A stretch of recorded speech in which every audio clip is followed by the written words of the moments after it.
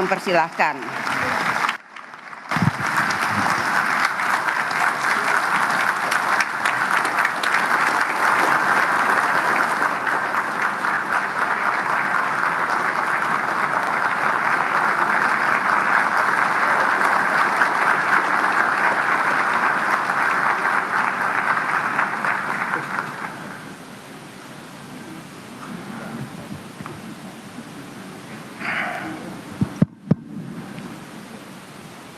Bismillahirrahmanirrahim. Assalamualaikum warahmatullahi wabarakatuh. Salam sejahtera bagi kita sekalian. Shalom Salve, Om Swastiastu, Namo Buddhaya, Salam Kebajikan, Rahayu Rahayu. Yang saya hormati Wakil Presiden Republik Indonesia Saudara Gibran Rakabuming Raka, yang saya hormati Ketua Majelis Permusyawaratan Rakyat Republik Indonesia Saudara Ahmad Muzani, dan para Wakil Ketua MPR RI, yang saya hormati Ketua Dewan Perwakilan Rakyat Republik Indonesia Saudari Puan Maharani, dan para Wakil Ketua DPR RI, yang saya hormati Ketua Dewan Perwakilan Daerah Republik Indonesia Saudara Sultan Bakhtiar Najamuddin, beserta para Wakil Ketua DPD RI. Yang saya hormati pimpinan serta seluruh anggota MPR RI, DPR RI, dan DPD RI,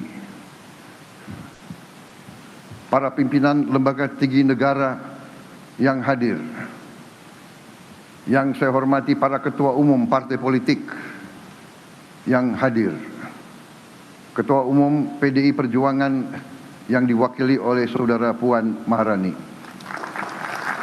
Ketua Umum Partai Golkar Saudara Bahlil Lahadalia, Ketua Umum Partai Nasdem Saudara Surya Dharmapaloh, yang mewakili Ketua Umum Partai Kebangkitan Bangsa Saudara Abdul Muhaimin Iskandar yang sedang berangkat haji, Presiden Partai Keadilan Sejahtera Saudara Muzamil Yusuf, Ketua Umum Partai Amanat Nasional Saudara Zulkifli Hasan, Ketua Umum Partai Demokrat Saudara Agus Harimurti Yudhoyono, yang saya hormati Ketua Badan Pemeriksa Keuangan, Ketua Mahkamah Agung, Ketua Mahkamah Konstitusi, Ketua Komisi Yudisial, Gubernur Bank Indonesia, dan pimpinan lembaga-lembaga tinggi negara lainnya. Saya hormati para Menteri, Panglima TNI, Kapolri, Jaksa Agung, serta seluruh anggota Kabinet Merah Putih yang hadir.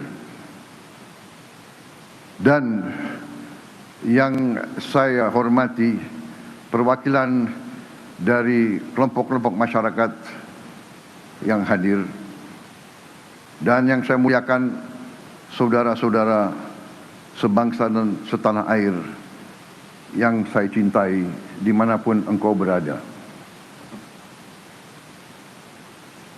Alhamdulillah Rabbil Alamin, puji syukur kita panjatkan kehadirat Allah Subhanahu wa Ta'ala.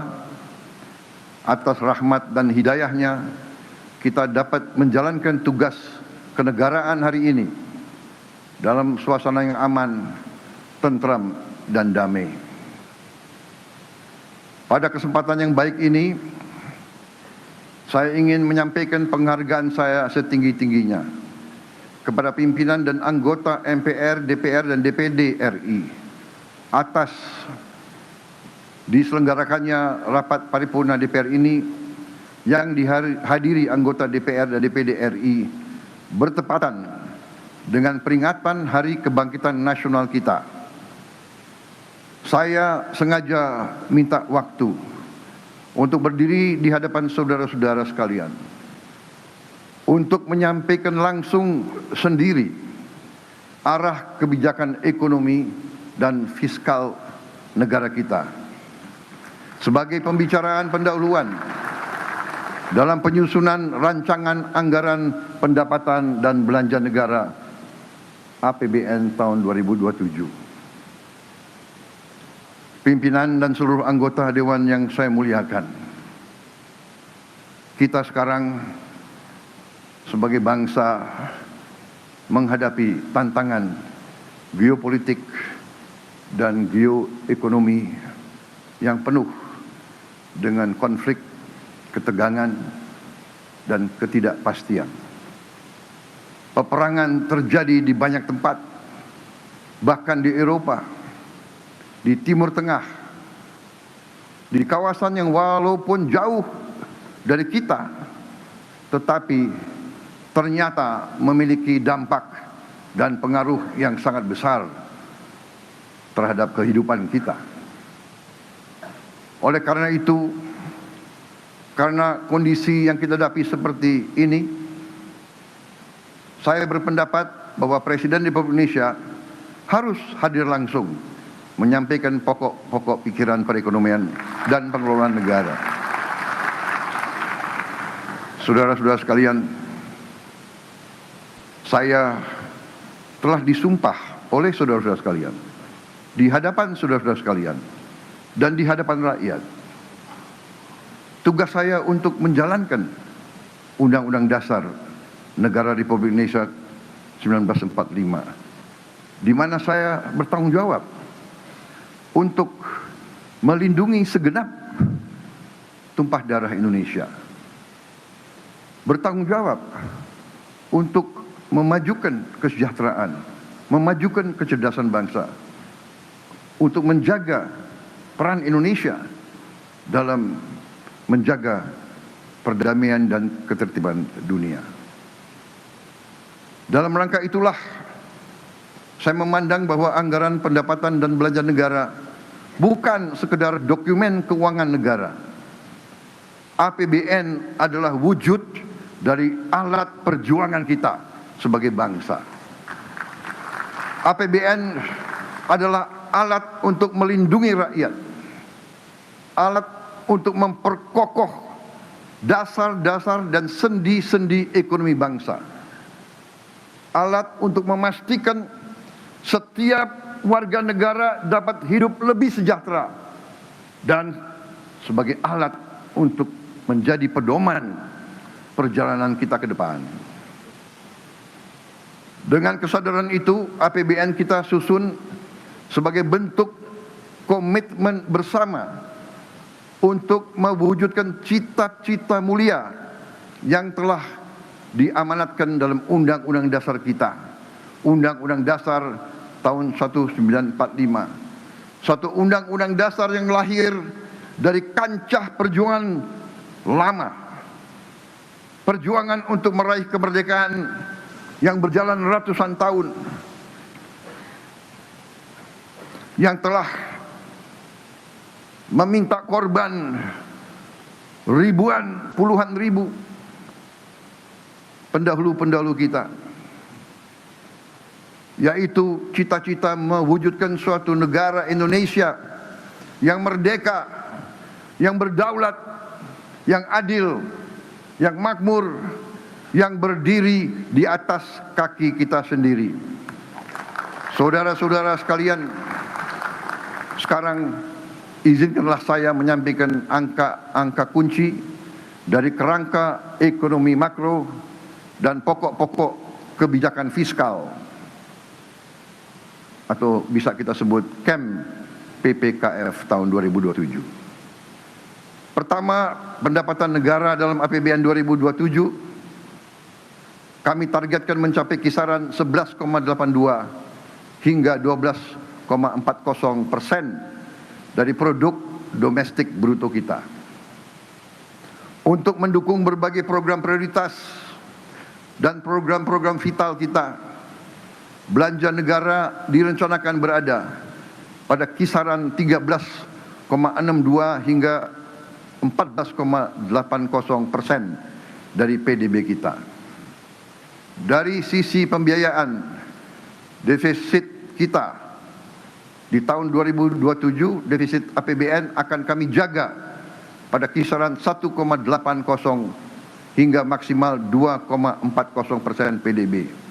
Dan kita akan berjuang terus untuk menekan dan memperkecil defisit ini. Suku bunga surat berharga negara SBN tenor 10 tahun kami jaga berada pada kisaran 6,5 hingga 7,3%. Nilai tukar rupiah terhadap dolar Amerika Serikat berada pada rentang 16.800 rupiah hingga 17.500 rupiah. Strategi fiskal dan moneter kita haruslah strategi yang mampu untuk menjaga nilai tukar kita tetap stabil terhadap mata uang dunia. Inflasi akan kami jaga tetap pada kisaran 1,5 hingga 3,5%.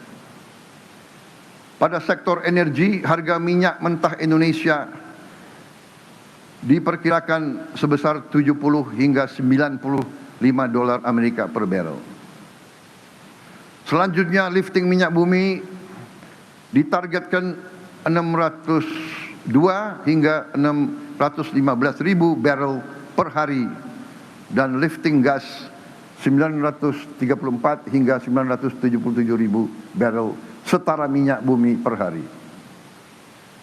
Dengan strategi ekonomi yang tepat, kebijakan fiskal yang prudent dan berkelanjutan, saya yakin ekonomi Indonesia dapat tumbuh pada kisaran 5,8 hingga 6,5% di tahun 2007 menuju pertumbuhan ekonomi 8% pada tahun 2029. Dan pertumbuhan tersebut harus tercermin pada meningkatnya kesejahteraan rakyat secara nyata. Karena itu, angka kemiskinan ditargetkan turun ke rentang 6,0 hingga 6,5% dari target sebelumnya 6,5 hingga 7,5%. Sementara itu, tingkat pengangguran terbuka harus turun pada rentang 4,30 hingga 4,87% dari target sebelumnya 4,44 hingga 4,96%. Lebih lanjut, rasio Gini kita targetkan harus semakin membaik pada rentang 0,362 hingga 0,367 dari target sebelumnya 0,377 hingga 0,380. Jarak antara yang terkaya dan yang termiskin tidak boleh semakin lebar. Bahkan harus kita perjuangkan untuk terus menyempit. Dengan berbagai program prioritas di bidang sumber daya manusia, indeks modal manusia ditargetkan membaik menjadi 0,575 dari sebelumnya 0,570. Dibantu berbagai program di bidang pertanian, indeks kesejahteraan petani ditargetkan meningkat menjadi 0,8038 dari sebelumnya 0,7731. Nilai tukar petani atau NTP yang sekarang sudah mencapai angka tertinggi sepanjang sejarah di angka 126, harus kita perjuangkan untuk bisa kita tingkatkan lagi. Kita juga akan membuka lapangan kerja secara besar-besaran. Ditargetkan proporsi lapangan kerja formal meningkat menjadi 40,81% di tahun 2007 dari sebelumnya 35,00% di tahun 2026 atau naik 5,81%. Saudara-saudara sekalian, demikian telah saya sampaikan angka-angka kunci dari kerangka ekonomi makro dan pokok-pokok kebijakan fiskal tahun 2027. Sekarang saya minta waktu untuk menyampaikan beberapa hal yang fundamental tentang perekonomian kita. Saya merasa hari ini harus saya sampaikan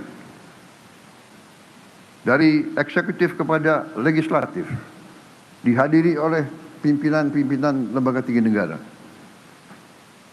Marilah kita berani untuk menghadapi masalah walaupun itu merupakan tantangan, hambatan atau kekurangan. Tentang pengelolaan ekonomi negara kita sesungguhnya telah dirumuskan oleh para pendiri bangsa kita. Para pendiri bangsa kita bukan orang-orang yang lugu atau naif. Mereka merasakan penjajahan, mereka merasakan dijajah, mereka merasakan dihina, mereka merasakan diperbudak, mereka merasakan dirampas kehormatan, dirampas harga diri, dirampas dignity bangsa Indonesia. Mereka menyaksikan dan merasakan dihilangkan segala kehormatan, segala kepercayaan diri kepada bangsa, kepada budaya, kepada sejarah kita. Mereka merasakan apa artinya imperialisme itu.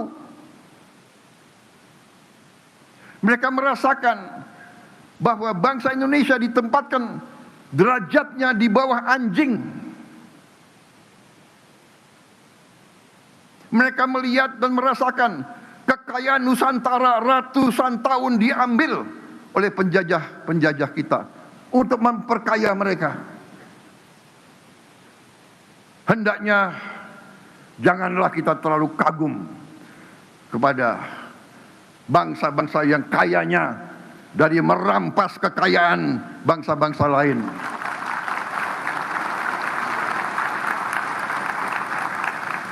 Janganlah kita rendah diri.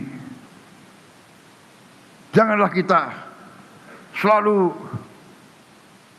mengagumi apa yang mereka ajarkan kepada kita, padahal mereka sendiri tidak menjalankan apa yang mereka ajarkan kepada kita. Saya tidak mengajak kita untuk membenci siapapun.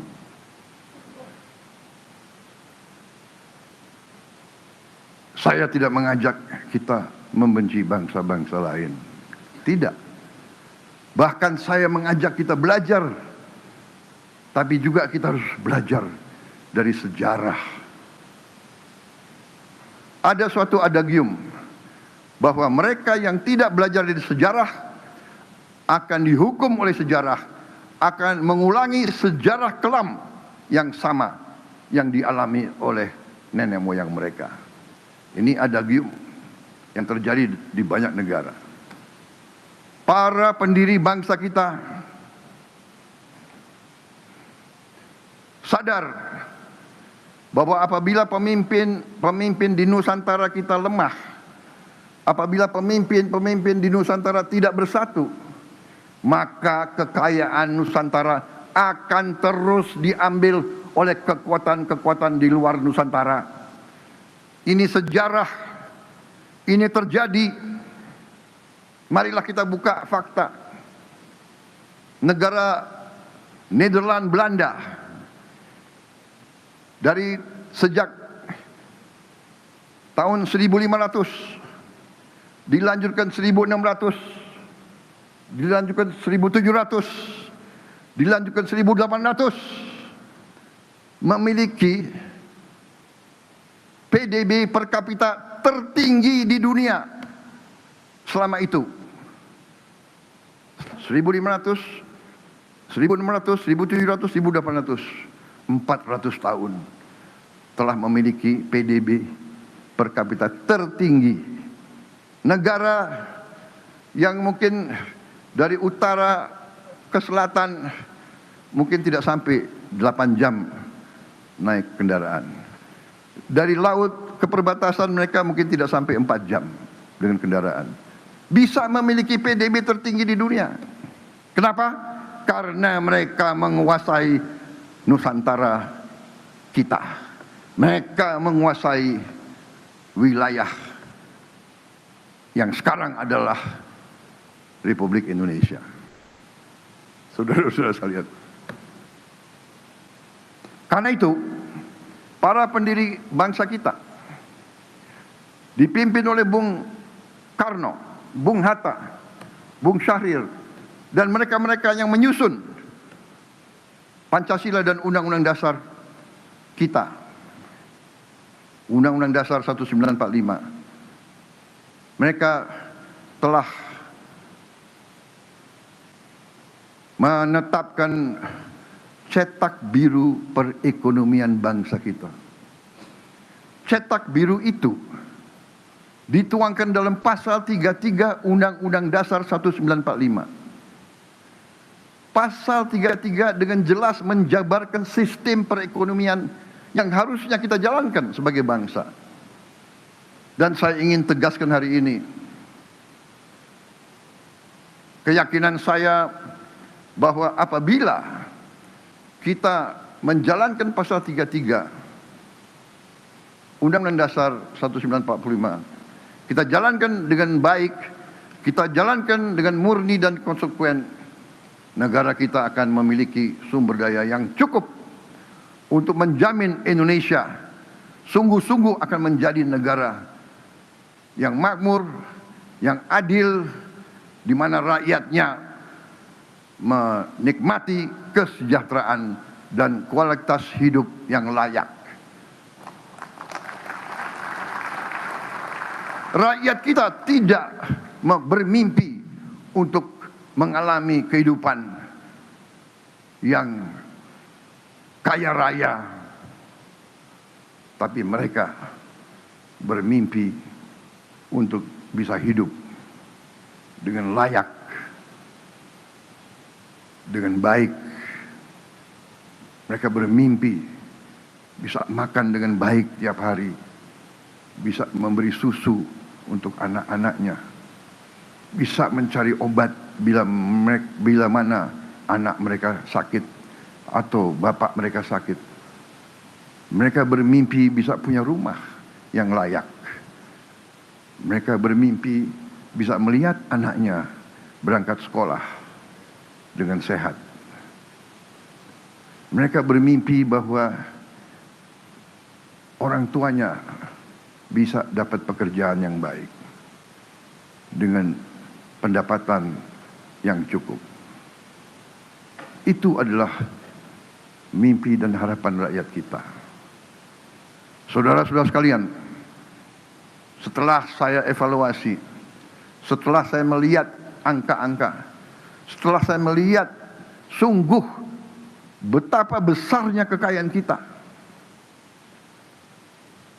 saya semakin yakin bahwa menjalankan Undang-Undang Dasar 1945 ini haruslah menjadi tanggung jawab kita semua. Kita tentu ingin masa depan yang lebih baik untuk rakyat kita. Untuk itu, menurut pendapat pemerintah, dan saya yakin seluruh patriot Indonesia akan mendukung, bahwa bumi dan air dan semua kekayaan alam yang terkandung di dalamnya harus dinikmati oleh seluruh rakyat Indonesia.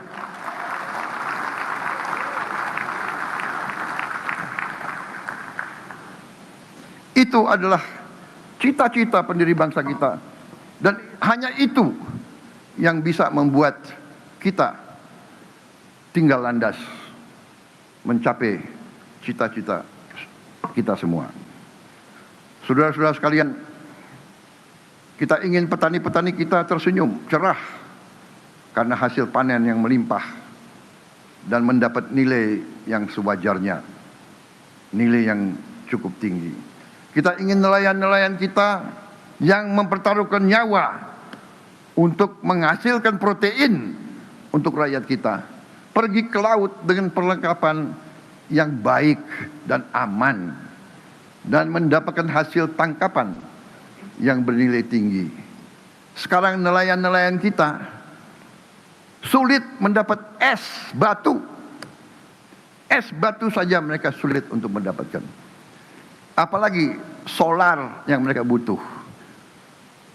Pemerintah akan intervensi, akan melakukan upaya besar. Kita akan bangun dalam 3 tahun yang akan datang 5.000 desa nelayan. Tahun ini kita akan resmikan 1.386 desa nelayan. Kita akan menjamin tiap nelayan bisa punya es batu.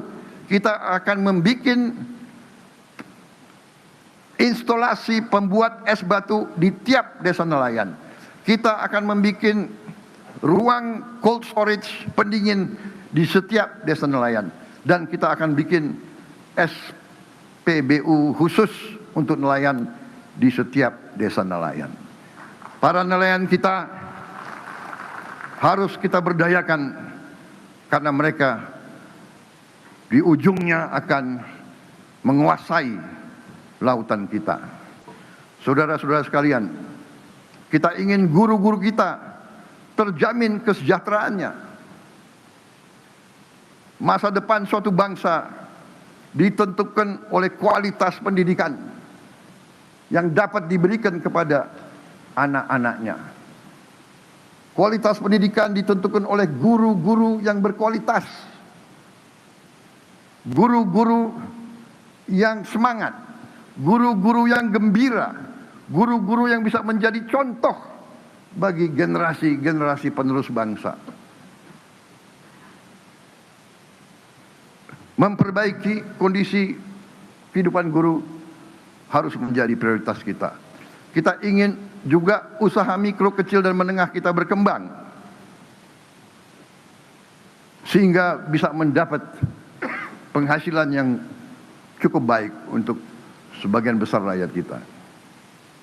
Dan kita ingin para orang tua serta mereka yang sudah lanjut usia dan hidup sendiri dapat hidup dengan tenang di usia senja karena ditopang jaringan jaminan sosial yang memadai.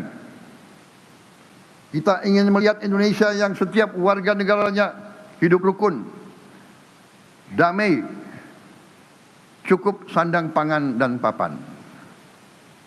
Kita ingin Indonesia yang gemah ripah, loh jinawi, toto tentrem, kerto raharjo. Kita ingin mewujudkan cita-cita nenek moyang kita.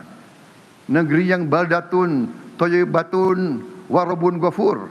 Negeri yang makmur, baik, dan selalu mendapat ampunan dan anugerah dari Allah Subhanahu wa taala, Tuhan Maha Besar, Tuhan Maha Kuasa. Negara di mana hukum berlaku adil untuk semua, terutama menjamin keadilan bagi yang paling tidak berdaya. Jangan hukum yang adil hanya untuk mereka yang kuat dan mereka yang punya uang banyak. Saudara-saudara sekalian, kita sesungguhnya memiliki modal yang sangat kuat untuk mewujudkan cita-cita dan harapan ini. Posisi geografis kita sangat strategis. Puluhan persen perdagangan dunia melalui perairan kita. Bumi dan air kita sangat luas. Tiap malam puluhan ribu kapal berbendera asing mengambil kekayaan kita secara ilegal, secara tidak sah.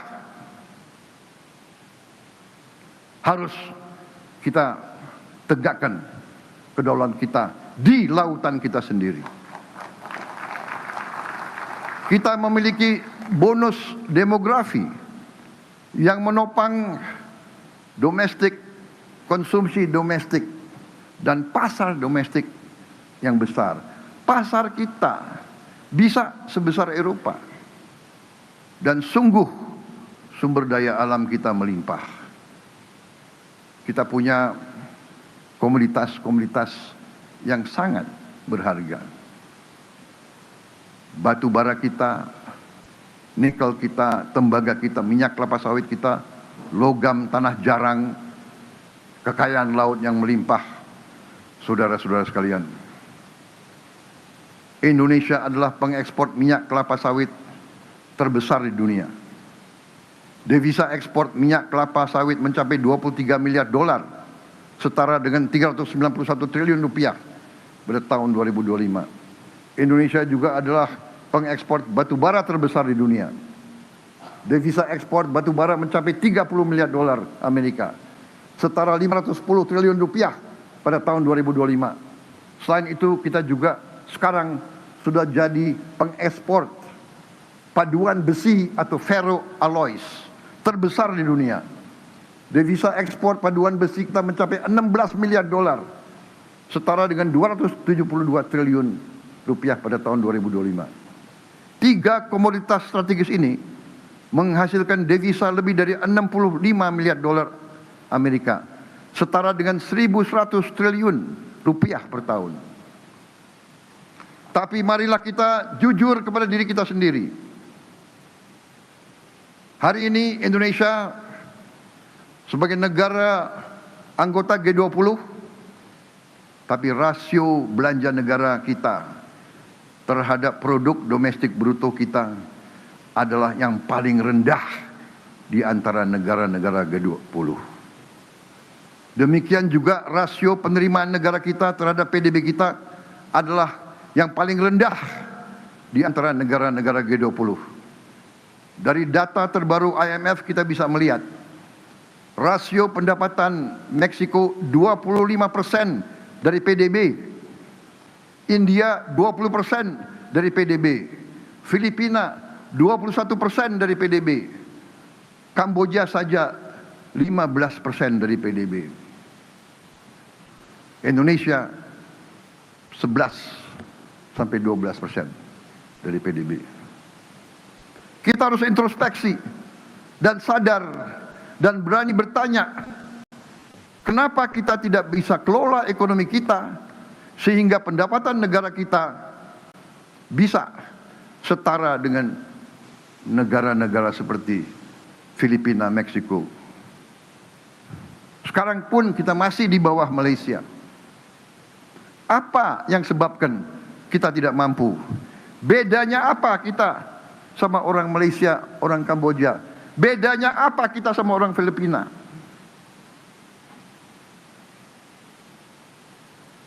Saudara-saudara sekalian, pertumbuhan kita dalam 7 tahun terakhir memang baik, 5% tiap tahun. Selama 7 tahun kali 5%, pertumbuhan kita 35%. Harusnya kita tambah kaya 35%. Tapi apa yang terjadi? Sekali lagi, saya mengajak kita jujur kepada diri kita sendiri dan kepada rakyat kita. Ini mungkin menyakitkan bagi kita.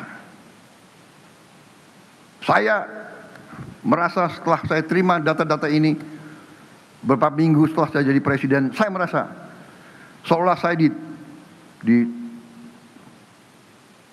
dipukul di ulu hati saya.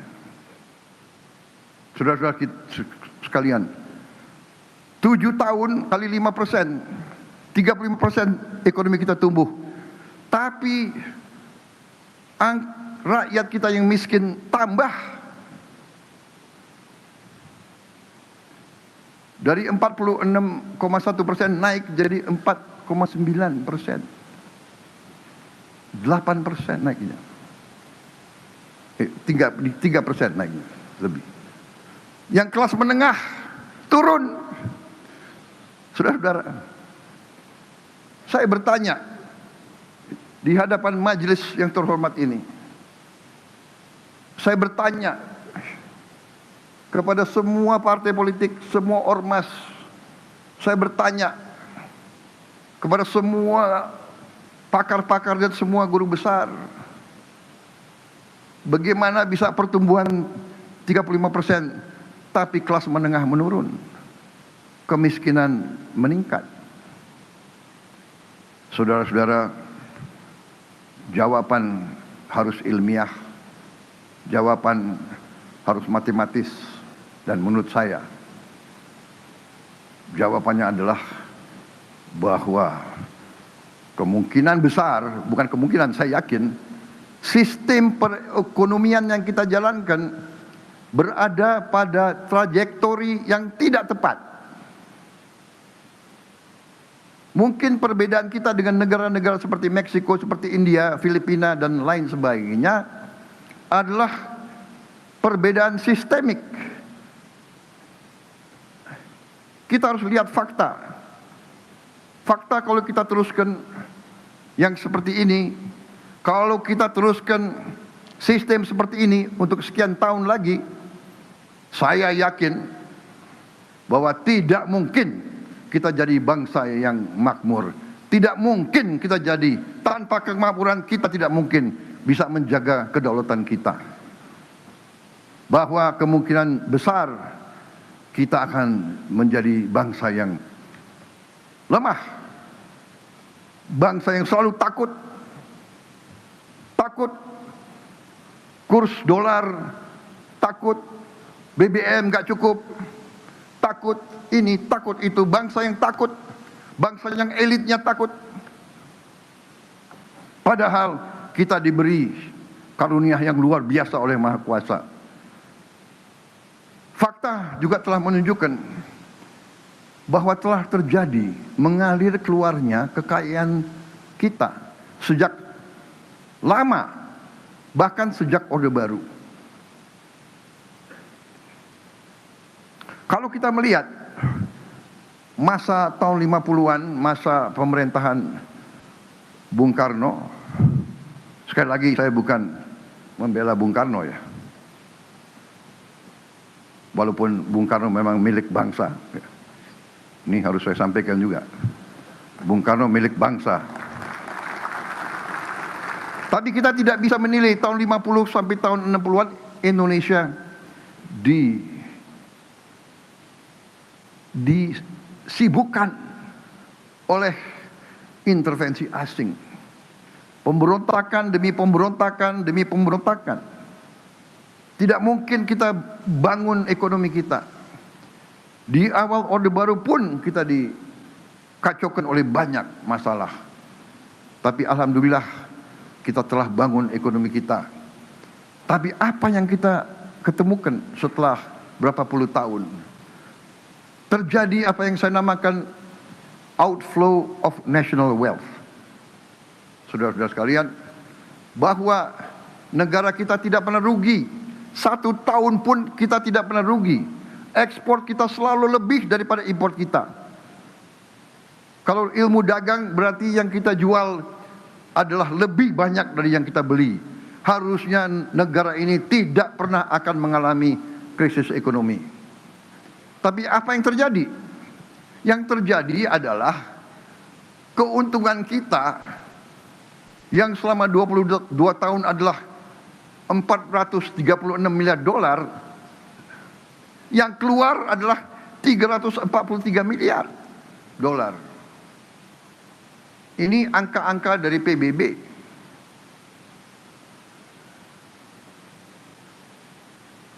Berarti selama 22 tahun kekayaan kita yang tinggal di Indonesia adalah 436 miliar dikurangi 343 miliar.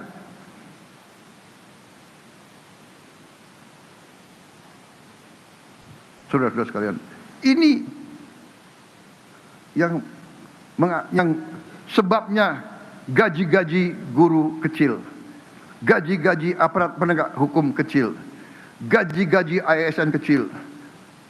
Ini yang selalu anggaran tidak cukup, anggaran tidak kuat, dan sebagainya. Selama 34 tahun, apa yang terjadi? Yang terjadi adalah apa yang disebut under invoicing. Under invoicing adalah sebenarnya fraud atau penipuan yang mereka jual, yang dijual oleh pengusaha-pengusaha tidak dilaporkan yang sebenarnya. Banyak di antara mereka membuat perusahaan di luar negeri. Dia jual dari perusahaan dia di dalam negeri ke perusahaan dia di luar negeri yang harganya jauh di bawah harga yang sebenarnya. Ini yang terjadi. Sekali lagi, ini adalah data dari PBB. Karena begini, katakanlah kita bisa bohong di pelabuhan Indonesia, kita bisa bohong di negara kita kirim 10.000 ton batu bara, kita hanya laporkan 5.000 ton. Bisa di Indonesia. Di sana tidak bisa, di sana dicatat. Itu terjadi pada kelapa sawit. Itu terjadi hampir semua komoditas. Itu adalah penipuan di atas kertas. Ada lagi penyeludupan. Ada lagi penyeludupan melalui pelabuhan.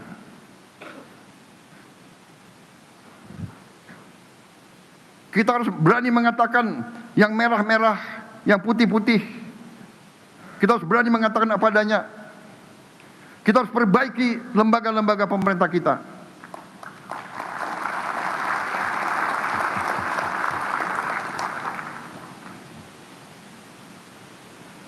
Biaya cukai harus kita perbaiki.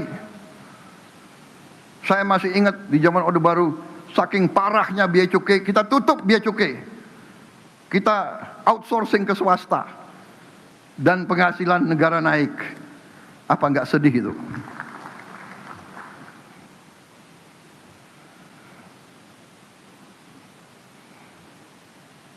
Ini perjuangan kita semua, ya. Saya bukan mau jatuhkan moral siapapun, tapi sudah saatnya kita bicara jujur kepada diri kita. Kita bicara jujur kepada rakyat kita.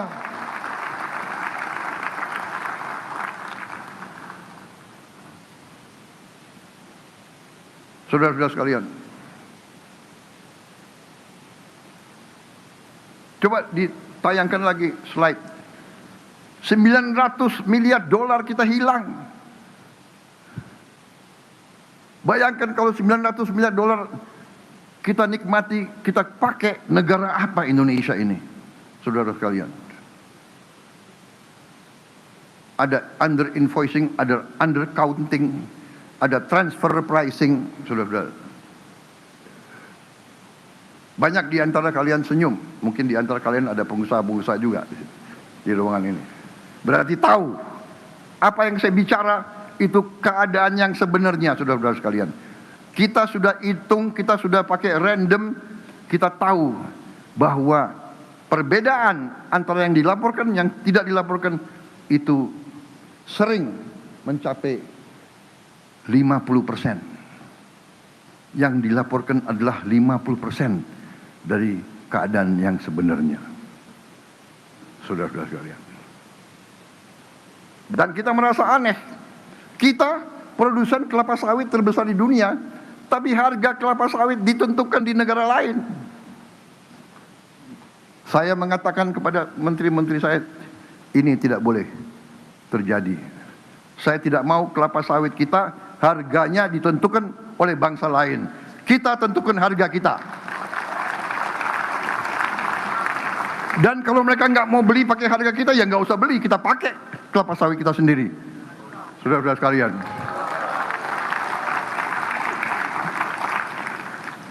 Kenapa? Nikel kita ditentukan harganya oleh negara lain. Tidak boleh. Saya instruksikan kabinet saya, rumuskan harga nikel, harga emas, harga semua tambang kita, harga semua komoditas harus ditentukan di negara kita sendiri. Dan kalau mereka nggak mau beli, ya nggak apa-apa. Biar aja itu di bawah tanah untuk cucu kita nanti. Daripada kita jual murah. Saudara-saudara sekalian, saya minta dukungan majelis ini. Marilah bersama-sama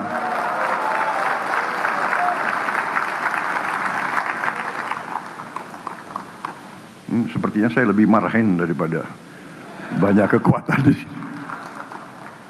Saudara-saudara sekalian, karena generasi itu mengerti apa arti penjajahan.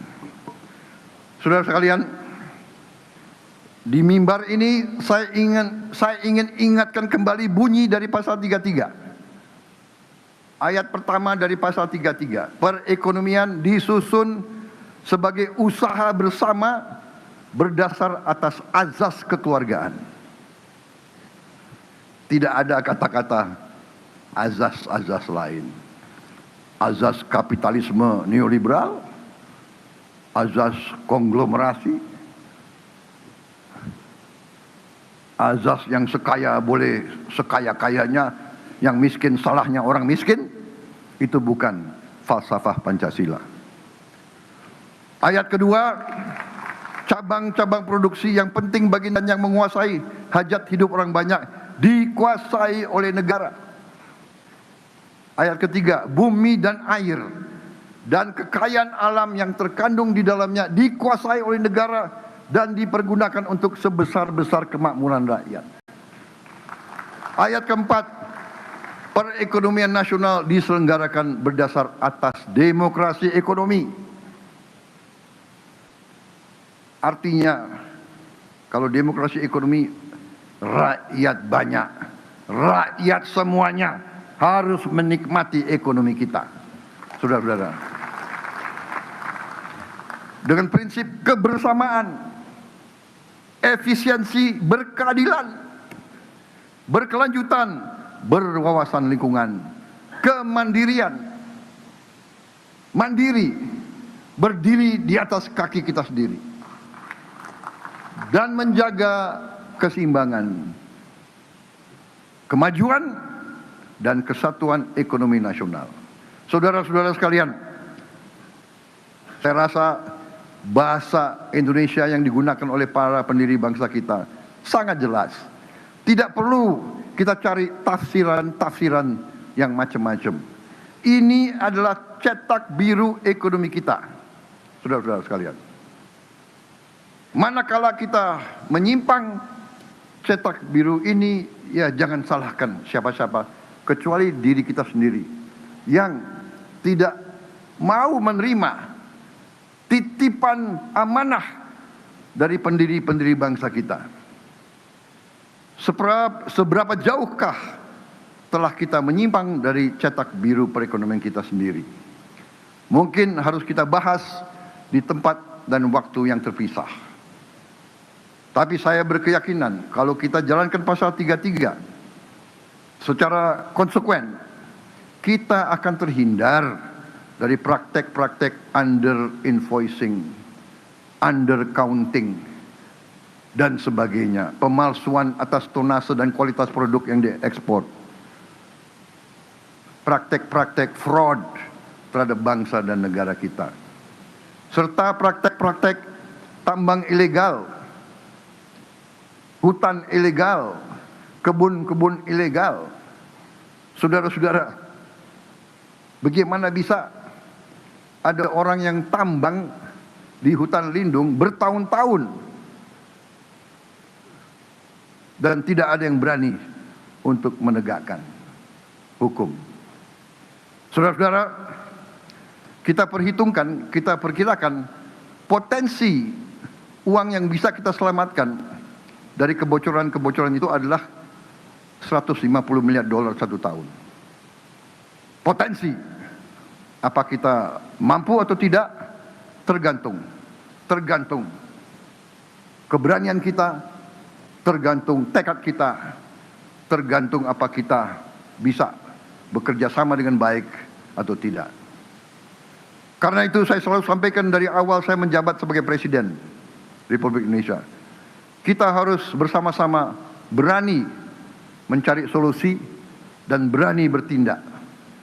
Saya berkeyakinan akar masalah ekonomi bangsa kita adalah bocornya kekayaan kita, tidak tinggalnya kekayaan kita di Republik Indonesia. Ini harus berani kita hadapi dan berani kita selesaikan. Untuk itu, saya di hadapan majelis yang terhormat ini, di hadapan seluruh rakyat Indonesia,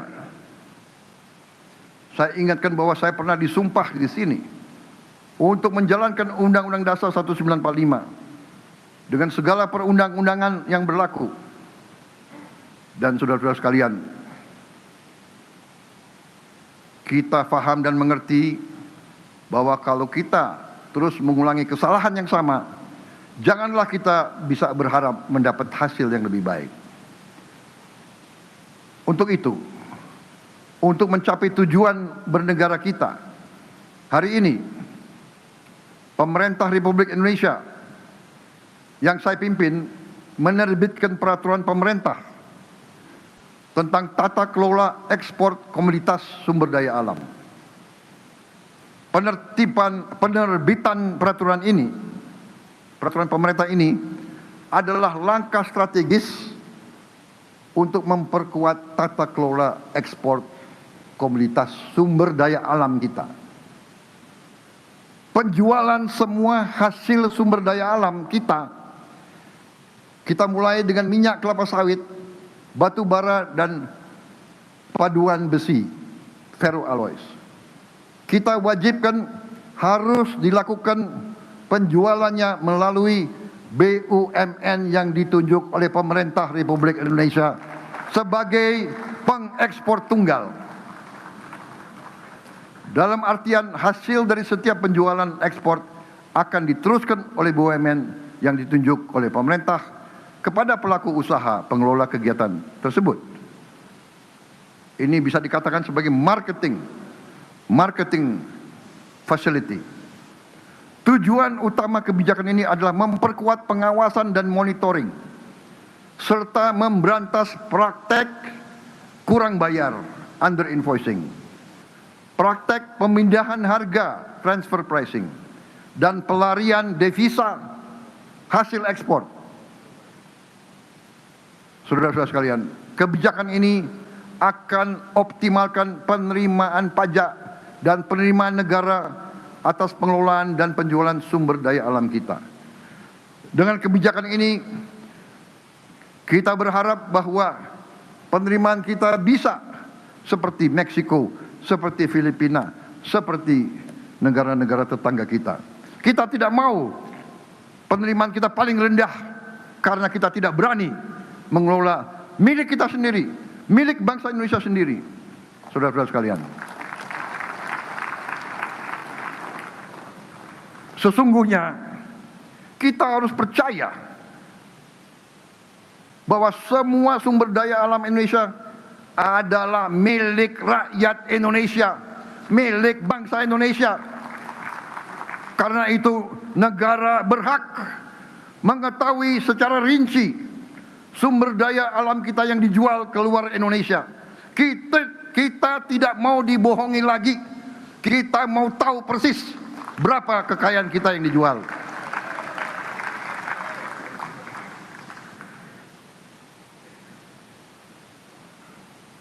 Saya percaya dan yakin setiap warga negara, apalagi pemimpin-pemimpin seperti yang ada di majelis ini, saya percaya setiap pemimpin yang punya akal sehat, yang punya kecerdasan, yang punya hati nurani, yang punya rasa cinta tanah air, saya yakin dan percaya tidak akan mengizinkan kekayaan alam kita terus dikelola tanpa pengawasan, tanpa kendali. Sudah terlalu lama, saudara-saudara sekalian. Kebijakan ini telah banyak dijalankan oleh negara-negara lain yang benar-benar menguasai kekayaan sumber daya alam mereka. Kita harus lihat dan belajar dari Saudi Arabia, dari Qatar, dari Rusia, dari Aljazair, dari Kuwait, dari Maroko, dari Ghana, bahkan dari tetangga kita Malaysia dan Vietnam. Kita tidak boleh naif, kita tidak boleh lugu, kita tidak boleh tidak menggunakan akal sehat kita. Kita harus belajar dari negara-negara seperti ini. Mereka telah mampu mengelola kekayaan sumber daya alam mereka untuk kepentingan rakyat mereka. Mereka berhasil menyelenggarakan pendidikan yang terbaik, yang tidak kalah dengan pendidikan negara-negara industri maju. Mereka punya layanan kesehatan juga yang baik, infrastruktur yang modern, sovereign wealth fund kelas dunia. Kita tidak boleh malu belajar dari negara-negara yang sudah lama mampu memanfaatkan sumber daya alam mereka untuk sebesar-besarnya kemakmuran rakyat mereka. Karena itu saya tegaskan, apa yang dilakukan oleh pemerintah Indonesia hari ini bukan kebijakan yang aneh-aneh, bukan kebijakan luar biasa. Ini adalah praktek yang sudah dilakukan banyak negara. Ini adalah kebijakan akal sehat. Sumber daya alam milik kita. Kita yang harus menentukan kemana sumber alam ini dijual. Kita harus menentukan berapa harga yang layak. Kita tidak mau selalu menjadi korban dan selalu harus terima perlakuan tidak adil terhadap bangsa kita. Cukup sudah saya katakan di sini. Indonesia sekarang berdiri di atas kaki kita sendiri. Sejalan dengan itu, pemerintah yang saya pimpin juga hari ini memperkuat kebijakan devisa hasil ekspor melalui peraturan pemerintah devisa hasil ekspor dari kegiatan pengusahaan, pengelolaan, dan pengolahan sumber daya alam. Kebijakan ini bertujuan untuk memastikan kontribusi pelaku usaha sektor sumber daya alam dapat dioptimalkan. Sekali lagi, guna sebesar-besar kemakmuran rakyat.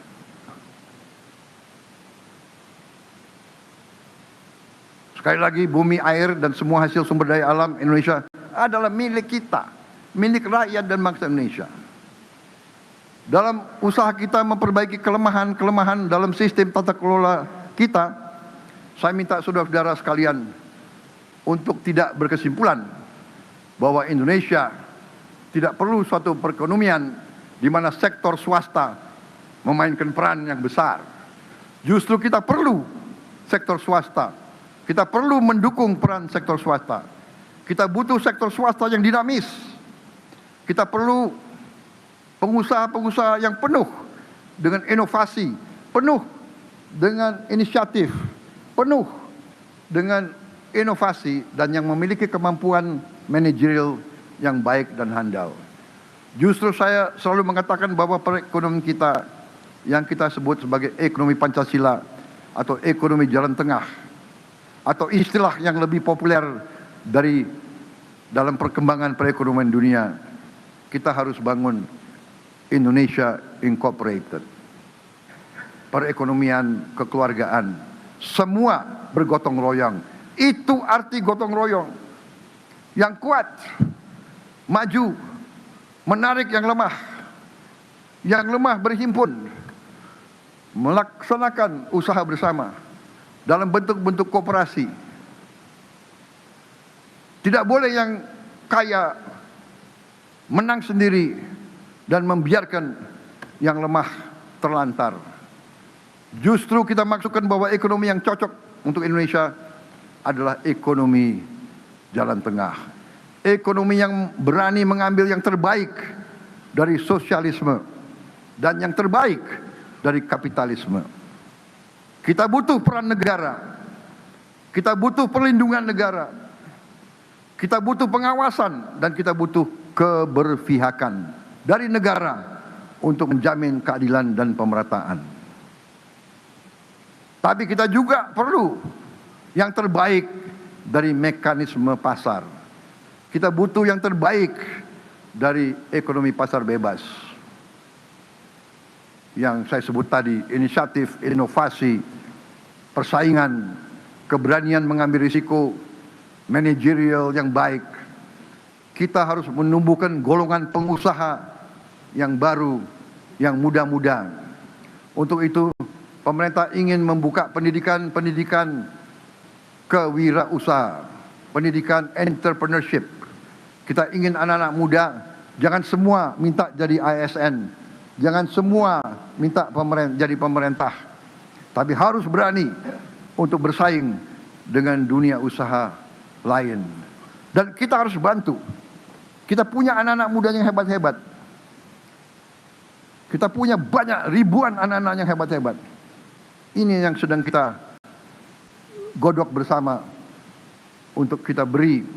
Tidak hanya pendidikan, entrepreneurship. Begitu dia selesai, kita juga harus memberi kredit startup. Kita harus dorong mereka, memberi kesempatan mereka untuk tumbuh jadi pengusaha-pengusaha yang kuat, pengusaha-pengusaha yang baru. Demokrasi ekonomi artinya janganlah yang itu-itu saja. Ya, saya minta bank-bank Himbara, cobalah menjadi bank yang patriotik. Ya, jangan dia lagi, ya kan? Yang dikasih kredit orang yang sudah kaya. Kalau dia sudah lama terima kredit dari pemerintah, ya sudah berjuang dong. Masa terus-menerus dikasih kepada mereka? Ya. Kemudian orang miskin, orang kaya disuruh bayar bunga lebih tinggi daripada pengusaha besar. Ini saya kira sudah di luar akal sehat. Saya perintahkan bank-bank pemerintah robah, turunkan bunga-bunga untuk rakyat miskin, saudara-saudara sekalian.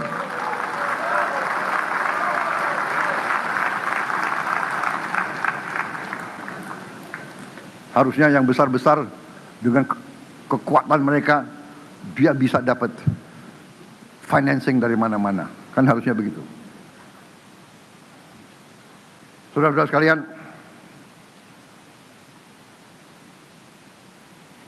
tapi sebaliknya, kita tidak boleh merasa bahwa negara akan berbuat semuanya. Kita tidak ingin, kita ingin justru menumbuhkan peran swasta yang lebih besar. Tapi besar, tapi benar. Jangan besar tidak benar. Kita juga harus mengakui prestasi banyak perusahaan-perusahaan kita yang bisa bersaing di tingkat global. Bagaimanapun perusahaan seperti Indofood sudah dipasarkan di seluruh dunia. Kalau saya ke Eropa, banyak orang Eropa nyarinya Indomie.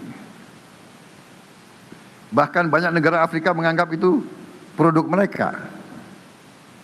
Juga perusahaan seperti Mayora berhasil memasarkan Kopiko di lebih dari 100 negara. Karena mereka memiliki brand ambassador. Presidennya juga mendorong minum kopi di mana-mana.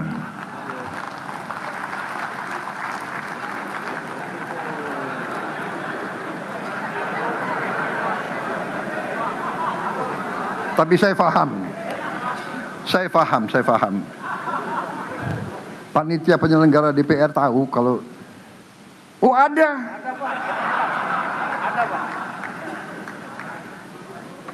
Saya mohon izin, boleh saya minum, Ibu Ketua?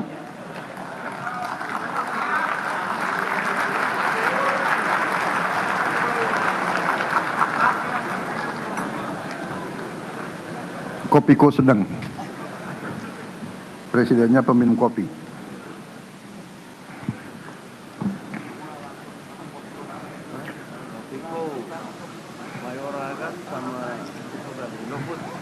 Kita harus dorong perusahaan-perusahaan swasta kita unggul.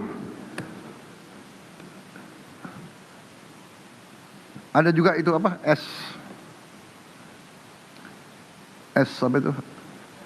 S teler 77, ya kan? Hah? Berapa? Hah? 77 kan? Kalau orang Gerindra nggak mau bikin saingannya, S teler 88. Maaf, Ibu Ketua, supaya nggak ngantuk nih majelis ini. Saya hanya berhak atas Gerindra ya. Jadi saya cek, ada Gerindra yang tidur nggak?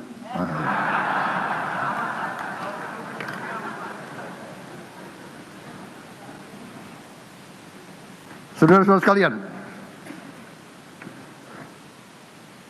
justru pemerintah harus perbaiki semua institusi kita supaya ada iklim usaha yang baik. Jangan pengusaha diperas terus. Jangan pengusaha diganggu.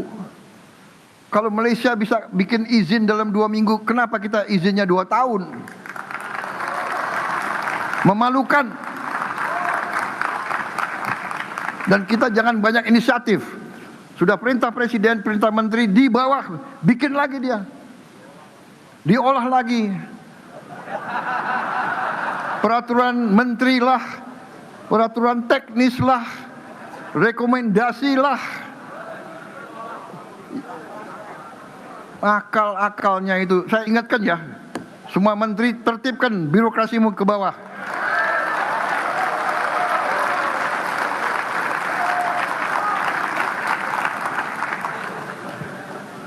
Waspada kalau birokrat itu, karena dia tuh pengalamannya lama.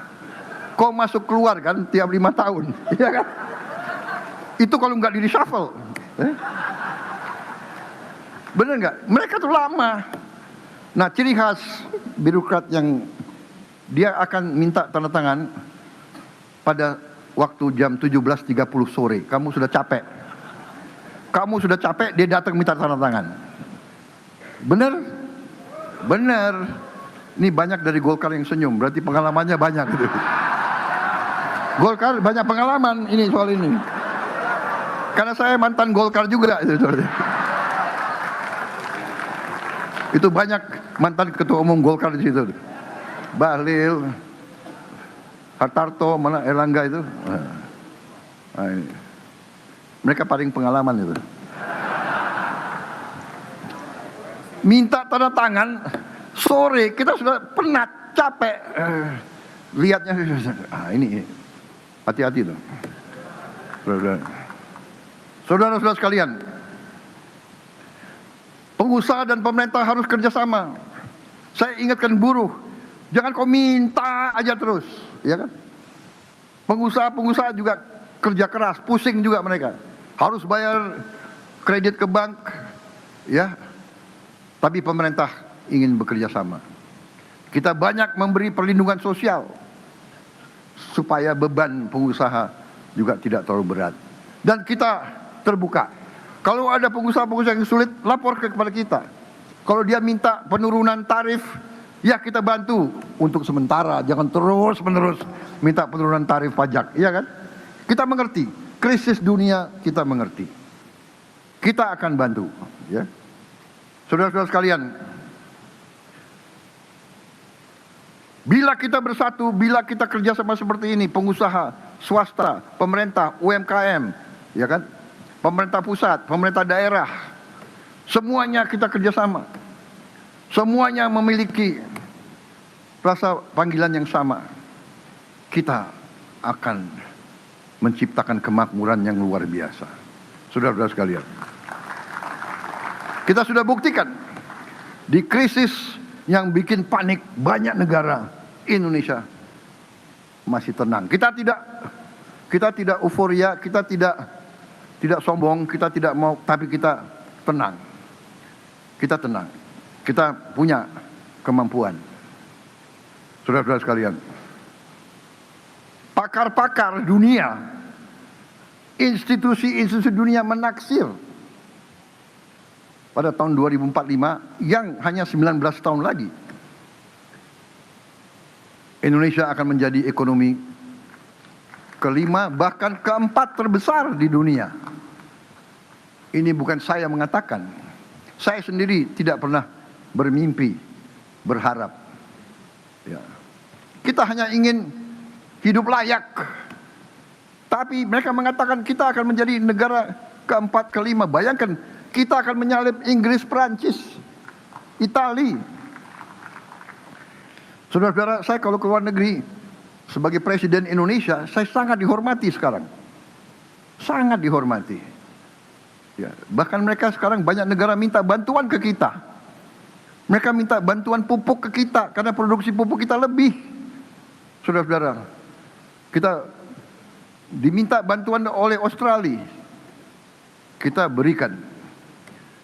India, Brazil, Filipina. Saudara-saudara, bayangkan Indonesia sekarang bisa membantu negara-negara lebih kaya dari kita. Ini jangan membuat kita sombong, tapi ini membuat kita harus lebih percaya diri. Memang masih ada banyak kekurangan, dan saya orang yang selalu mengajak, ayo kita berani menghadapi kekurangan kita. Kita berani menghadapi kesulitan. Kita berani menghadapi tantangan. Kita harus bisa atasi penyelewengan di ekonomi kita. Kalau demikian, kita akan tumbuh luar biasa. Saudara-saudara sekalian, banyak yang sudah kita capai.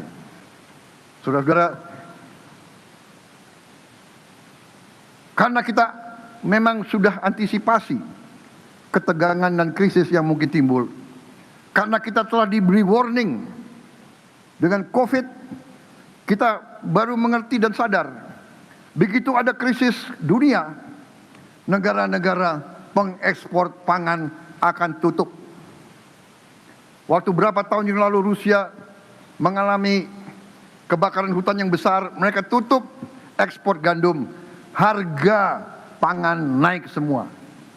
Tidak hanya gandum, beras, jagung, gula naik semua. Begitu perang Ukraina naik lagi.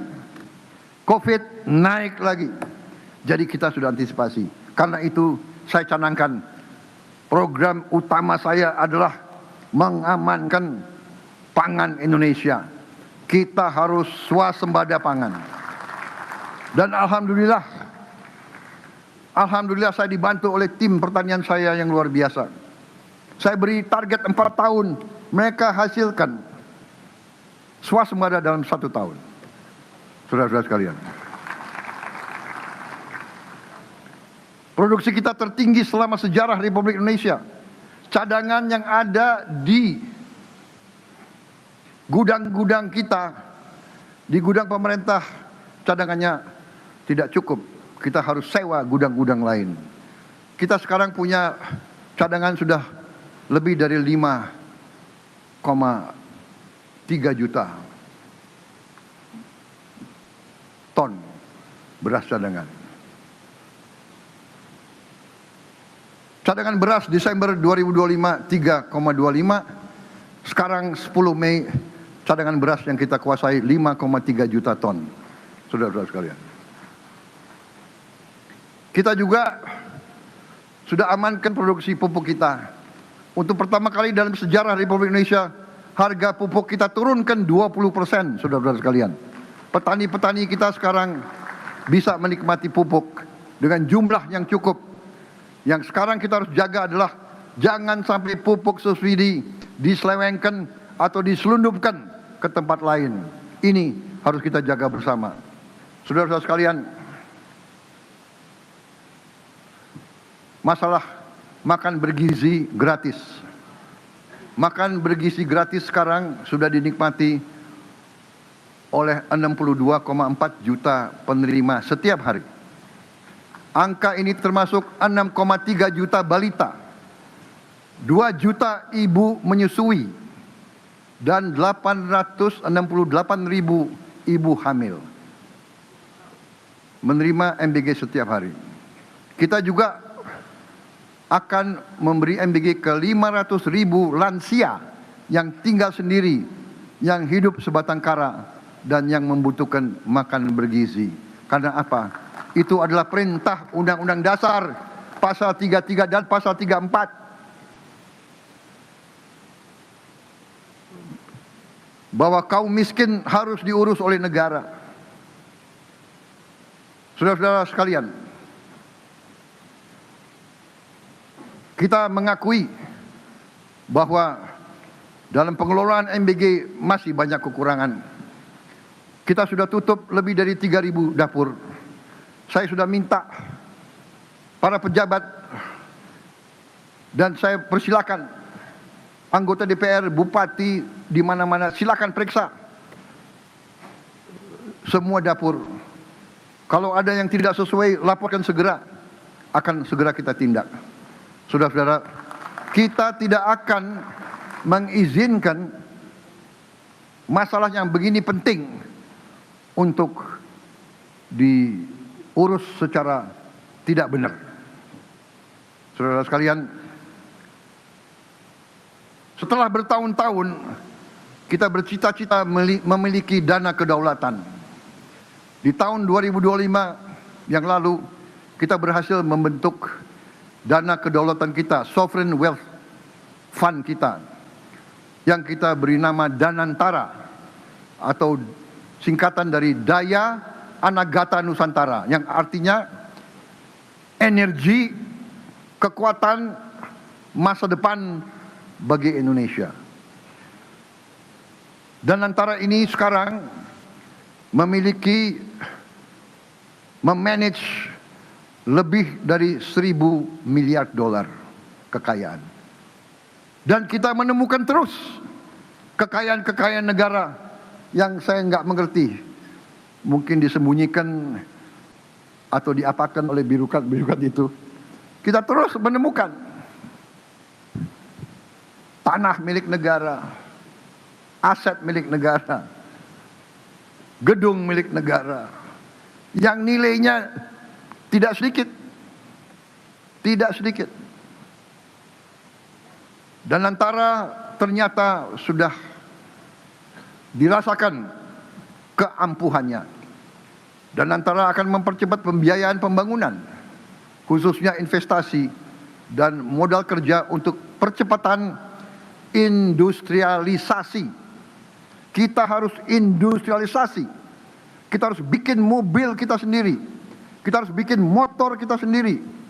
Kita harus bikin televisi, komputer, handphone kita sendiri. Kita tidak boleh hanya jadi pasar untuk bangsa lain. Dan kita akan lakukan. Saya sudah kumpulkan profesor-profesor kita. Saya sudah kumpulkan pakar-pakar kita. Saya katakan, pengabdianmu untuk bangsa, wujudkan hal ini. Tidak boleh kita menyerah. Tidak boleh kita rasa rendah diri. Saudara-saudara, dengan ini industrialisasi yang kita mulai dengan hilirisasi sumber daya alam kita. Kita tidak mau sumber daya alam kita gelondongan diekspor. Nikel sudah kita wajibkan diolah di sini. Boksit harus diolah di sini. Nanti turunan-turunan batu bara akan kita buat di sini. Penciptaan lapangan pekerjaan ini sangat penting. Dari pekerjaan meningkatkan daya beli rakyat. Dari MBG saja kita sudah buka 1,2 juta lapangan kerja baru di dapur-dapur. Dan kita pastikan pasar terjamin, off-take terjamin untuk puluhan juta petani kita, peternak kita, dan nelayan kita. Dari Menteri Investasi saya mendapat laporan telah tercipta 2,7 juta lapangan kerja baru hasil realisasi investasi dari dalam dan luar negeri di tahun 2025. Setiap koperasi desa dan koperasi kelurahan Merah Putih akan membuka lapangan kerja formal baru di desa-desa. Setiap koperasi butuh 17 pekerja. Artinya dari 1061 koperasi yang sudah operasional, kita telah buka 18.000 lapangan kerja baru yang hanya boleh diisi oleh warga desa setempat. Masih banyak lagi program-program pemerintah yang disusun oleh Kabinet Merah Putih untuk menciptakan lapangan kerja. Desa nelayan, rumah subsidi, kita telah susun dalam klaster program kerja prioritas nasional atau PKPN yang terdiri dari 60 program prioritas untuk dilaksanakan hingga tahun 2026. Saudara-saudara sekalian, kita butuh investasi dari luar, tapi kita tidak mau tergantung hanya investasi dari luar. Kita yakin bahwa kita bisa kerahkan kekuatan kita. Kita tidak boleh mengemis. Kita tidak boleh bertekuk lutut. Kita tidak boleh menghamba kepada bangsa lain. Kita adalah bangsa yang besar, bangsa yang berani, bangsa pejuang yang berhasil melawan dan mengusir kekuatan penjajah. Kita harus percaya diri. Kita harus percaya kepada kekuatan kita sendiri. Kita harus percaya kepada kepribadian kita sendiri, kepada budaya kita sendiri, kepada falsafah nenek moyang kita. Kita percaya kepada gotong royong. Kita percaya kepada saling mendukung dan saling membantu. Itu naluri kita, itu budaya kita, bukan saling membenci, bukan saling curiga, bukan saling caci maki, bukan saling menghantam. Itu bukan demokrasi kita. Mazhab ekonomi yang kita jalankan adalah mazhab ekonomi Pancasila. Ekonomi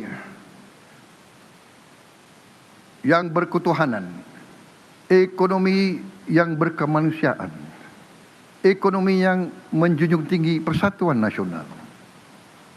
Jangan kita ekonomi hanya mikirin daerah masing-masing. Ekonomi kita harus ekonomi kerakyatan, bukan ekonomi yang menindas dan membiarkan yang lemah terus lemah, yang miskin terus miskin. Ekonomi kita harus berkeadilan sosial. Ekonomi kita harus berpihak kepada rakyat Indonesia seluruhnya. Saudara-saudara sekalian, negara harus hadir. Negara harus menjaga keseimbangan. Negara harus memastikan pertumbuhan sekaligus pemerataan. Negara harus ambil inisiatif untuk bantu rakyat yang belum mampu, rakyat yang belum berdaya. Pemerintah harus ambil peranan. Amerika Serikat, Jepang, Tiongkok, Korea Selatan juga pernah menjalankan kebijakan-kebijakan strategis dengan peran negara yang kuat pada saat krisis, pada saat kesulitan ekonomi, dan pada saat mereka mulai industrialisasi. Saudara-saudara sekalian, tidak ada negara maju yang tidak unggul dalam memberikan pelayanan publik. Pemerintah harus menjadi pemerintah yang unggul, membantu swasta menciptakan lapangan kerja. Tidak ada negara yang maju kalau pemerintah yang lemah, birokrasi yang lemah. Tidak ada negara maju kalau tidak ada kepastian hukum. Karena itu pemerintah saya telah menaikkan gaji-gaji guru. Ada yang sampai hampir 300% naiknya penghasilan guru-guru, hakim-hakim kita. Maaf, hakim. Saya sekarang karena mendapat laporan Ketua Mahkamah Agung kita penghasilannya lebih tinggi dari Ketua Mahkamah Agung Singapura. Dan juga hakim-hakim paling junior kita gajinya lebih tinggi dari gaji hakim-hakim junior di Malaysia.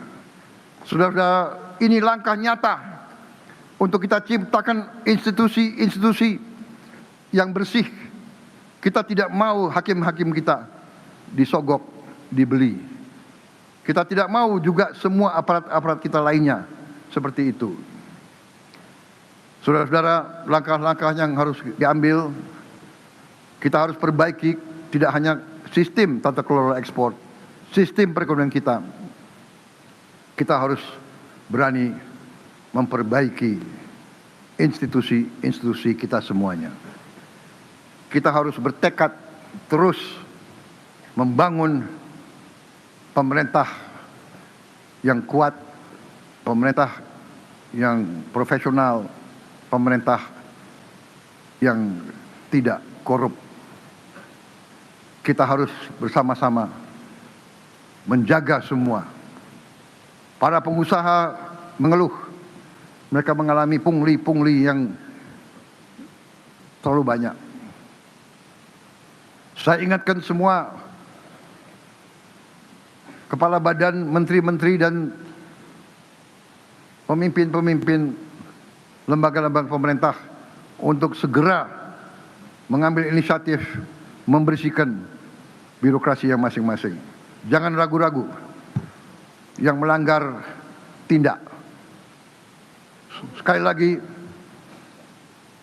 semua institusi pemerintah harus bekerja dengan baik. Kita harus menghilangkan korupsi, penyalahgunaan wewenang, dan praktek-praktek yang menghambat perjalanan ekonomi kita. Saya ingatkan kembali, untuk kesekian kali, biaya cukai kita harus diperbaiki.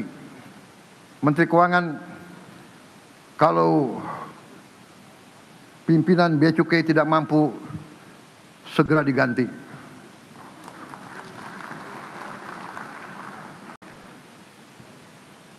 Bangsa dan rakyat menuntut pekerjaan yang cepat.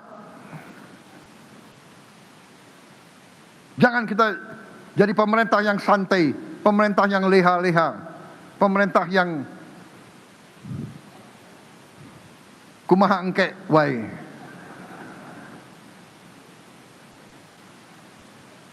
Kita harus jadi pemerintah yang didorong oleh engke kumaha, bukan kumaha engke.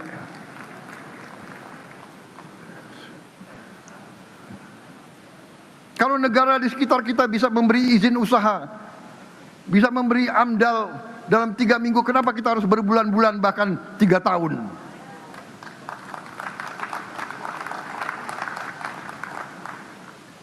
Tidak ada orang yang tidak bisa diganti. Rakyat menuntut pemerintah yang benar dan baik.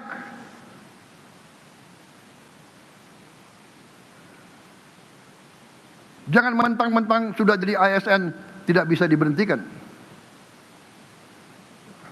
Kalau enggak, suruh dia tinggal di rumah aja, biar dia malu sama istri dan anaknya. Pak, kenapa enggak ke kantor? Enggak, saya enggak dipercaya karena saya banyak korupsinya. Coba kau jawab kepada anakmu nanti. Ini tantangan kita bersama. Saya minta dukungan dari bapak-bapak dan ibu-ibu wakil rakyat. Ini untuk kita semua. Ini untuk masa depan kita. Ini untuk anak dan cucu kita. Kita harus jadi negara yang hebat. Kita tidak mau jadi negara yang lemah terus-menerus. Saudara sekalian, untuk itu saya menghimbau pemimpin-pemimpin pemerintah daerah di setiap tingkatan juga untuk bantu kita semua. Mari bersama-sama kita bersihkan aparat kita semuanya. Jangan mengira sekarang engkau jadi bupati, engkau jadi gubernur, kita tidak bisa monitor dari sini. Sekarang teknologi sudah hebat, cepat kita akan tahu kalau ada penyimpangan. Saudara-saudara, saya sedih kalau yang sekarang pejabat masih coba korupsi. Cepat ketahuan. Sekarang ada teknologi, ya, ada radar, bisa kita pakai, kita bisa lihat bawah tanah. Jadi saudara-saudara yang punya bunker-bunker disembunyikan, nanti kita ketemu juga kekayaanmu. Saudara-saudara, saya akan menggunakan teknologi yang paling canggih. Teknologi pertahanan bisa mencari gudang senjata di bawah tanah. Radar sekarang bisa mencari ranjau, bisa mencari. Kita akan pakai untuk mencari bunker-bunker di sekitar kau.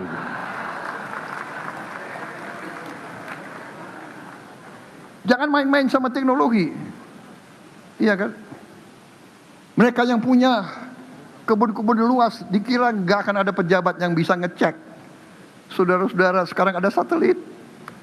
Nggak usah kita cek fisik, kita bisa foto. Tiap pohon kita bisa foto. Pohon per pohon kita bisa foto. Jadi kau mau nipu bagaimanapun, kita akan ketemu penipuan kau, saudara-saudara sekalian. Tapi biasanya mereka-mereka itu ada backingnya. Backingnya biasanya seragamnya itu kalau nggak hijau ya coklat. Betul? Saya ini sebagai senior, saya sebagai alumni, saya nggak ragu-ragu. Jangan mencemarkan TNI dan Polri, saudara-saudara sekalian. TNI dan Polri adalah tentara dan polisi milik rakyat, harus berjuang untuk rakyat. Rakyat kita sudah tidak bodoh lagi. Rakyat kita sudah punya gadget semua. Saudara-saudara, kalau ada kelakuan aparat yang nggak beres, saya minta rakyat video, langsung video. Jangan kau ngelawan, jangan dilawan, video aja. lapor langsung ke saya, saudara-saudara sekalian. Ya.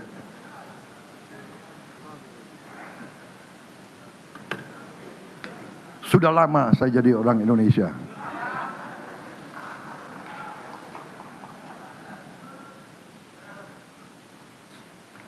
Saudara-saudara sekalian, saya yakin sebagian ASN kita baik, sebagian besar baik, yang tidak baik sedikit. Tapi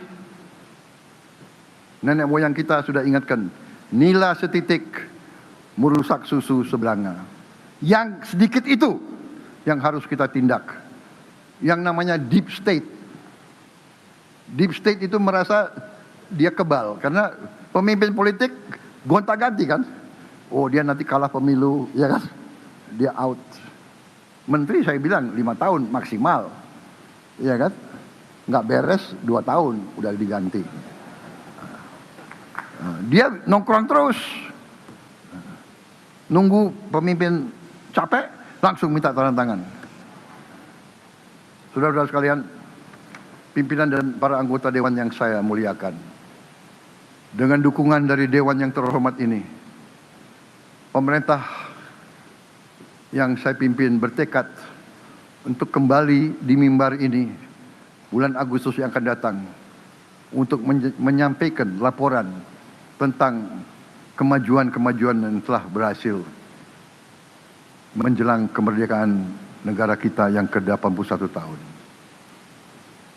Saudara-saudara sekalian, sudah banyak yang kita capai. Koperasi Merah Putih sudah 1061 yang operasional. Target kita di bulan Agustus, kita akan operasionalkan minimal 20.000 koperasi. Dan di akhir tahun harus di atas 60.000. Koperasi ini adalah rantai pasok pertama di Republik kita yang bisa dikuasai oleh pemerintah.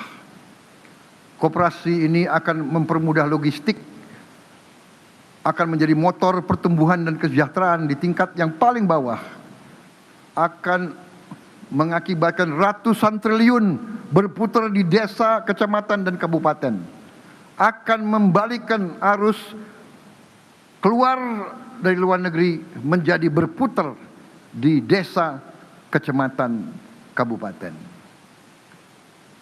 Untuk mengatasi krisis energi, kita sedang mempercepat produksi solar dari minyak kelapa sawit. Kita juga sedang mengkaji produksi bensin dari minyak kelapa sawit. Kita juga akan produksi solar dan gas dari batu bara. Kita juga bisa produksi energi untuk masak dengan sangat murah, dengan limbah-limbah dan batang-batang jagung. Produksi listrik dari tenaga surya akan kita percepat. Kita sudah canangkan akan membangun 100 gigawatt dari tenaga surya dari dalam 3 tahun ini. Kita padukan ini dengan konversi motor dan mobil, dari motor dan mobil BBM ke motor listrik. Insya Allah kita akan hilangkan ketergantungan kita kepada import BBM dan kita akan menghemat devisa kita yang sangat berharga. Saudara-saudara sekalian, terima kasih atas waktu yang diberikan kepada saya. Terima kasih atas kehormatan yang diberikan kepada saya. Sekali lagi, terima kasih atas kerjasama kita. Memang tidak semua partai di sini bagian dari pemerintah. Dan saya hormati dan saya hargai itu. Demokrasi kita perlu check and balances. Saya paham dan saya mengerti bahwa PDIP berkorban untuk berada di luar pemerintah.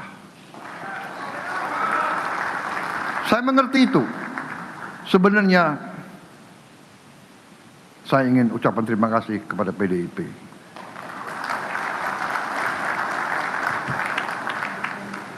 saudara berjasa untuk demokrasi kita. Memang maunya saya itu gotong royong. Kalau semua partai di pemerintah, alangkah manisnya. Alangkah manisnya untuk saya. Tapi mungkin tidak baik.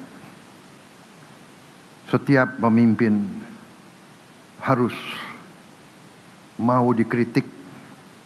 Setiap eksekutif harus diawasi. Terima kasih atas pengawasan saudara. Kadang-kadang saya malam-malam sebelum tidur pilu hati saya. Ini anggota PDIP ini kadang-kadang kritiknya keras banget itu. Tapi saya sadar lama-lama sebetulnya mungkin ada dasarnya, ya kan? Ada pepatah yang mengatakan kalau orang mengingatkan kita, walaupun kita tidak suka dikasih peringatan, tapi sebenarnya dia menyelamatkan kita, saudara sekalian.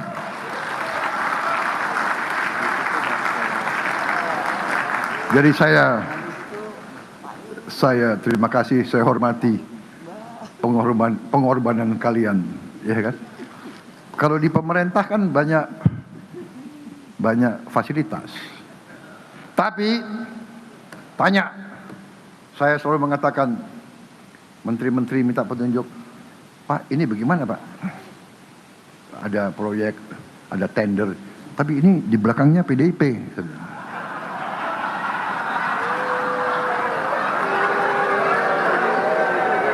Benar?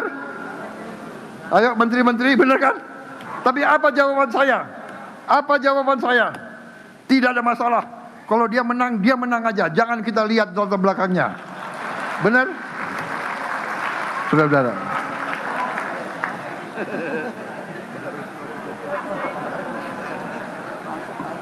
Tenang aja, karena waktu saya nggak berkuasa, Ibu Mega juga bantu saya di bidang ekonomi. Enggak, saya mau terbuka. Saya nggak berkuasa waktu itu. Alias lontang-lantung lah. Ibu Megawati Soekarno Putri intervensi mengatakan kalau memang Prabowo yang menang tender itu jangan diganggu, diteruskan. Saya sekarang mengikuti contoh beliau. Saya sekarang presiden, tidak boleh kita lihat latar belakang politik. Kalau dia benar, dia menang dengan benar, harus kita berikan. Saudara-saudara. Semoga Allah Subhanahu wa taala senantiasa memberi bimbingan dan perlindungannya kepada kita semua dalam melaksanakan tugas suci dan amanah, menjalankan amanah dari seluruh rakyat Indonesia. Amin ya rabbal alamin. Terima kasih. Wassalamualaikum warahmatullahi wabarakatuh. Salam, shalom, salve, om santi, santi, santi om. Selamat Hari Kebangkitan Nasional. Mari kita lanjutkan perjuangan bapak-bapak pendiri bangsa kita. Merdeka! Terima kasih.